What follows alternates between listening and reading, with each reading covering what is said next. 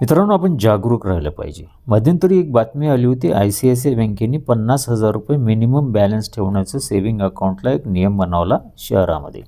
ग्रामीण भागामध्ये काही कमी असेल. नंतर आता टिकीची झोड उठल्यावर त्यांनी ती कमी केली आणि आता शहरी भागामध्ये 25,000 आणि निमशहरी भागामध्ये 10,000 आणि ग्रामीण भागात 7,500 रुपये हे सेव्हिंग अकाउंटवर मिनिमम बॅलन्स राहायला पाहिजे, असा एक नियम बनवला आहे मित्रांनो.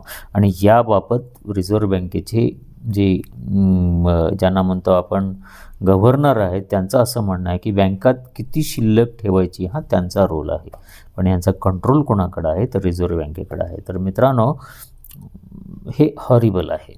यावर आपण सजग असणं आवश्यकच आहे, कारण ग्रामीण भागामध्ये माणूस सकाळी काम करतो आणि संध्याकाळी त्याची चूल पेटती. अशा व्यक्ती 7,500 आणि 50,000 बँकेत ठेवायचा असेल तर तो बँकेत येईल कशाला, यावर विचार होणं आवश्यक आहे.